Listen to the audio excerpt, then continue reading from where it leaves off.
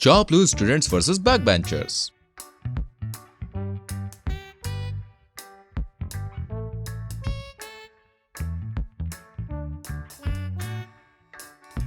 अरे ओए सोनू, जल्दी से चौक दे। देख, रोज टीचर हमें मुर्गा बनाती है ना, आज मैं उनको मुर्गी बनाता हूँ। देख कैसे। ओए टीचर आई, जल्दी आ। Good morning teacher. Good morning बच्चों। आज मैं बताऊंगी मैं मुर्गी हूँ। What is this? ये किसकी हरकत है? देखा, मैडम ने खुद कबूल लिया कि वो मुर्गी है। टीचर, ये बंटी है ना, ये हरकत इसी की है। चापलूस कहीं की। बंटी उठो। टीचर, आप सुने ही कहाँ देती हो जो मैं उठूं? गेट आउट बदतमीज कहीं के। ऐसे ही एक दिन टीचर क्लास में पढ़ा रही होती है, तभी लव के बारे में किसको पता है? बताओ जरा। टीचर, मैं। तुम नहीं, बैक बेंचर्स तुम बताओ। बंटी तू बैठ, इस क्वेश्चन के लिए मैं अकेला काफी हूँ। हाँ तो बताओ लव के बारे में। लव एक ऐसी चीज है जो कभी भी कहीं पर भी हो सकती है। अबे टॉयलेट है क्या? शट अप, तुम बताओ बंटी। लव यानी कि प्यार यानी दोस्ती। अगर वो मेरी अच्छी दोस्त नहीं बन सकती, यानी कि वो मेरे प्यार के लायक ही नहीं है। हाँ, अगर वो मेरी अच्छी दोस्त बन सकती है, यानी कि उसे मुझसे प्यार है। Okay miss lovely. Shut up, get out. Ma'am, love भगवान श्री राम के बेटे का नाम था। उनके 2 बेटे थे, लव और कुश। हाँ, किसी को प्यार की कद्र ही नहीं है। ऐसे ही एक दिन फर्स्ट लेक्चर में टीचर, वो देखो, वो लोग टिफिन खा रहे हैं। मैं ऑलरेडी उनसे परेशान हूँ, तो मेरा दिमाग मत खाओ। इसलिए कहते हैं चापलूसी अच्छी बात नहीं। वहीं ब्रेक के समय जब सारे बच्चे खाना खा रहे होते हैं, तभी तुम क्या लेकर आई हो? मेरी मम्मी ने हलवा दिया है। मैं तो पूरी भाजी लाया हूँ। टीचर वहाँ पे आती है। सॉरी बच्चों, मैंने तुम्हें इस टाइम परेशान किया। क्या आप तीनों मेरे साथ आ सकते हो? एक काम था तुमसे। जी मैम, क्यों नहीं। फिर तीनों टीचर के साथ जाते हैं और टीचर के काम के कारण उनके ब्रेक का समय खत्म हो जाता है। शिट यार, अब तो ब्रेक भी खत्म हो गया, अब खाना कैसे खाएंगे? टीचर के चमचे बनोगे तो यही होगा ना, जब चमचागिरी करोगे तो। तू चुप रह बंटी। हाँ। फिर सभी क्लास में जाते हैं। बच्चों, आज मैं आप सभी का सरप्राइज टेस्ट लेने वाली हूँ। मैम, पहले बताना था ना, हम घर से प्रिपेयर करके लेकर आते।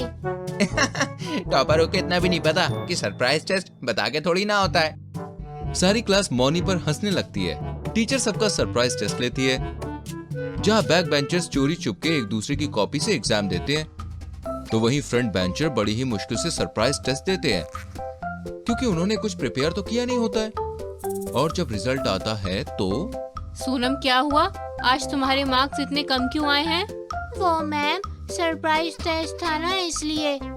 मंटू को देखो, कितनी शरारत करता है, लेकिन इसके मार्क्स तो तुमसे ज्यादा आए हैं। आज फ्रंट बेंचर्स को क्या हो गया है? सिट्टी पिट्टी गुल। शट अप, बैठो तुम। और गुड, 20 में से 90 आए हैं तुम्हारे बंटी। ये सुनकर सभी हैरान हो जाते हैं और टीचर के जाने के बाद कितनी भी मेहनत कर लो, ये बैक बेंचर बिना पढ़े ही हमारे जितने मार्क्स लेके आते हैं। क्योंकि हम स्मार्ट वर्क करते हैं, तुम्हारे जैसे हार्ड वर्क नहीं करते। और हमारे अंदर एकता है, भिन्नता नहीं। क्या हम भी तुम लोगों के ग्रुप में शामिल हो सकते हैं? प्लीज मना मत करना। श्योर। अब फ्रंट और बैक बेंचर्स दोनों में अच्छी जमती है। एक गांव में वासु नाम का एक ग्वाला रहता था। उसके पास एक भैंस थी। वासु अपनी भैंस को घर घर ले जाकर उनके सामने दूध ढोकर उन्हें देता था। उस गांव में जमींदार दामोदर का बेटा विनायक रहता था। उसे कारों का बहुत शौक था। उसके पास कई किस्म की कारें थीं और साथ साथ रेस भी करता था। वो उस रेस कार में गांव में तेजी से चलाता हुआ जाता था। अपनी कार के साथ साथ जो भी कार जाती उनकी खिल्ली उड़ाता रहता था। एक दिन वासु अपनी भैंस को लेकर विनायक के घर गया। वह विनायक अपनी रेस कार को पोंछ रहा था। अरे विनायक, तू कैसा है? लगता है कि छुट्टियों में तुम खूब मौज कर रहे हो। ए, तू क्या है? दूध बेचने वाले, तू मुझे तू कह के बुलाता है? सर कह के बुलाओ। हम दोनों क्लासमेट्स हैं ना, इसलिए ऐसा बोला सर। आप बुरा मत मानिए। तुम्हें अपना क्लासमेट कहते हुए मुझे शर्म आती है। ये कॉलेज वाले फ्री सीट्स देकर हम जैसे अमीरों की बेइज्जती करते हैं। मैं इस करोड़ रुपए वाले रेस कार में कॉलेज जाता हूँ और तुम हवाई चप्पल पहनकर पैदल चलते हो, पर दोनों को एक ही क्लास में बैठना पड़ता है। सब मेरी बदकिस्मती है। ठीक है, दूध ढोकर तुरंत यहाँ से दफा हो जाओ। बहुत घमंड हो गया है इसे, किसी तरह इसे सबक सिखाना होगा। वासु कुछ सोचने लगा। कुछ दिनों बाद विनायक अपनी रेस कार में कॉलेज जा रहा था। वासु अपनी भैंस पर सवार होकर जा रहा था। विनायक कार रोककर, क्यों भैंस पर बैठकर कॉलेज जा रहे हो? अरे तेरे कॉलेज पहुँचते पहुँचते लंच टाइम हो जाएगा। कहकर चला गया। वासु ने तुरंत अपनी भैंस को स्केटिंग शूज पहनाया। वो भैंस स्केटिंग करते हुए जाने लगी। वासु शॉर्टकट में तेजी से जाने लगा। भैंस स्केटिंग का मजा लेने लगी। जब विनायक कॉलेज पहुंचा तो वासु पहले से ही वहां मौजूद था। भैंस की स्केटिंग शूज उतार कर रख दिया। विनायक उसे देखकर दंग रह गया। अरे तू मुझसे पहले यहाँ कैसे पहुँच गया? तू मेरे भैंस को नहीं जानता। तेरी रेस कार भी इसकी रफ्तार के सामने कुछ नहीं है। चलो क्लास में चलते हैं। वहां मौजूद सब जोर से हंसने लगे। विनायक का अपमान हुआ। इस तरह वासु भैंस को स्केटिंग शूज पहनाकर विनायक से पहले कॉलेज पहुंच जाता था। वो भैंस के स्केटिंग शूज उतार कर रख देता। एक दिन एक लड़की विनायक से, क्यों विनायक, तुम कहते थे कि तुम्हारी कार 100 हॉर्स पावर है। एक सिंगल भैंस की पावर के सामने कुछ भी नहीं है। तुम कहते थे इस राज्य में तुम्हारी गाड़ी से तेज कोई गाड़ी नहीं जा सकती। 1 करोड़ रुपए देकर इसे खरीदने से अच्छा था कि तुम ये भैंस खरीद लेते। कहकर हंसकर चली गई। विनायक तुरंत वासु के पास गया। यार मैं तेरे हाथ जोड़ता हूँ, ये भैंस मेरी रेस कार से तेज कैसे जाती है? प्लीज बताओ ये माजरा क्या है? ये कोई साधारण भैंस नहीं है ब्रो, जादुई भैंस है। एक साधु ने मुझे वरदान में दिया था। ये रॉकेट से भी तेज जा सकती है। अच्छा तो मेरी रेस कार ले लो और बदले में ये भैंस मुझे दे दो। चाहो तो एक्स्ट्रा 50 लाख भी दूंगा। मना मत करना, तेरे पाँव पड़ता हूँ। ठीक है, इतनी विनती कर रहे हो तो मैं तुम्हें दे देता हूँ। कल पैसे तैयार रखना। अगले दिन सबके सामने विनायक ने वो रेस कार की कीज और पैसे वासु को दिए। विनायक खुश होकर उस भैंस पर बैठा। वासु उस रेस कार में बैठा। विनायक उस भैंस को उस भैंस को चलाने की कोशिश कर रहा था। वो धीरे से जाने लगी। वासु ने कार रोकी और कहा, उसे स्केटिंग शूज पहनाओ ब्रो, तब वो तेज जाएगी। कहकर स्केटिंग शूज को नीचे फेंककर कार में चला गया। विनायक सारी बात समझ गया। क्या स्केटिंग शूज के लिए मैंने 1.5 करोड़ खर्च किया? कहकर बेहोश होकर उस भैंस के ऊपर ही गिर गया।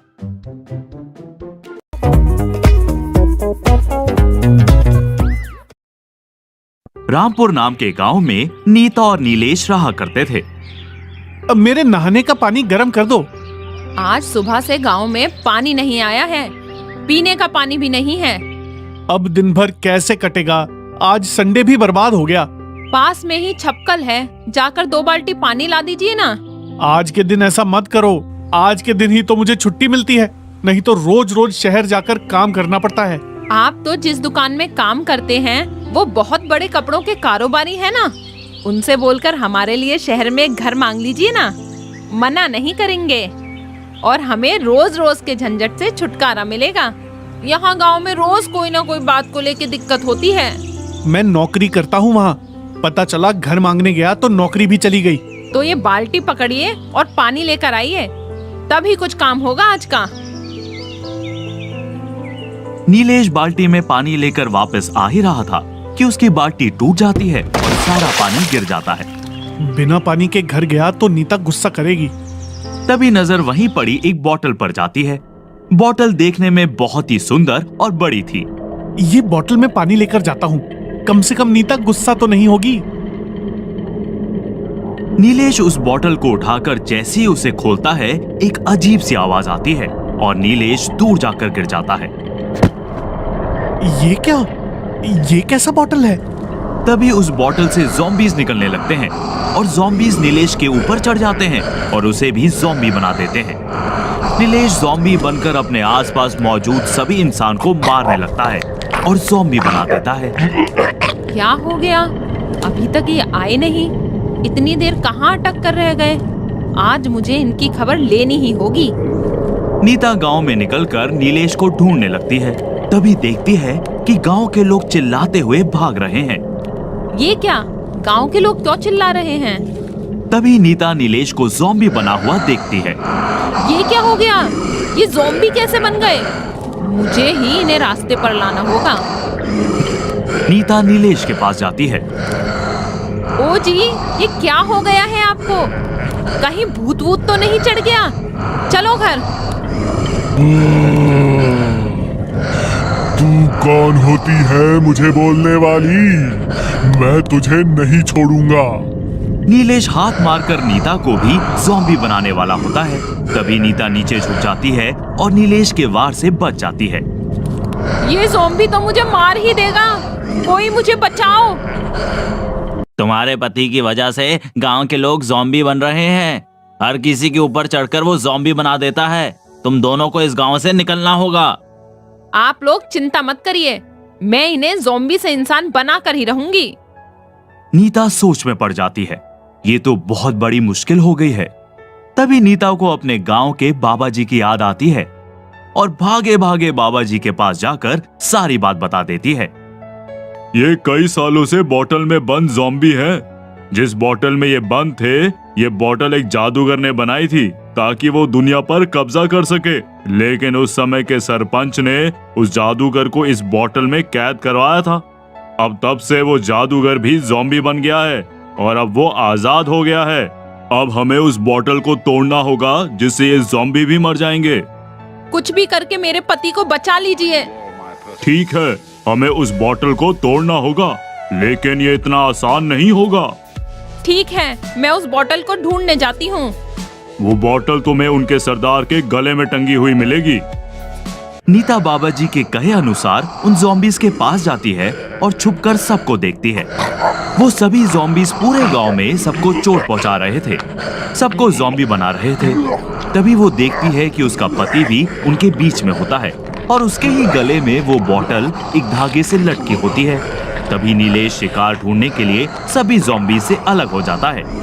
ये अच्छा मौका है, बस मुझे अब किसी तरह इस बोतल को इनसे लेकर बाबा जी के पास जाना होगा। नीता तभी भागते हुए नीलेश के पास जाती है और नीचे से माटी उठाकर उसकी आंख में डाल देती है और तभी वो उस बोतल को उसके गले से निकालकर भाग जाती है। तभी उसको भागते हुए बाकी ज़ॉम्बीज़ देख लेते हैं और नीता के पीछे भागने लगते हैं उसको मारने के लिए। तभी भागते भागते नीता जमीन पर गिर जाती है और उसके हाथ से बोतल छूटकर गिर जाती है और वो टूट जाती है। देखते देखते सभी ज़ॉम्बीज़ राख बनकर गायब हो जाते हैं और जो ज़ॉम्बी का शिकार हुए लोग थे वो अपने इंसानी रूप में वापस आ जाते हैं। इस तरह नीता ने अपनी बहादुरी से सबकी जान बचा ली।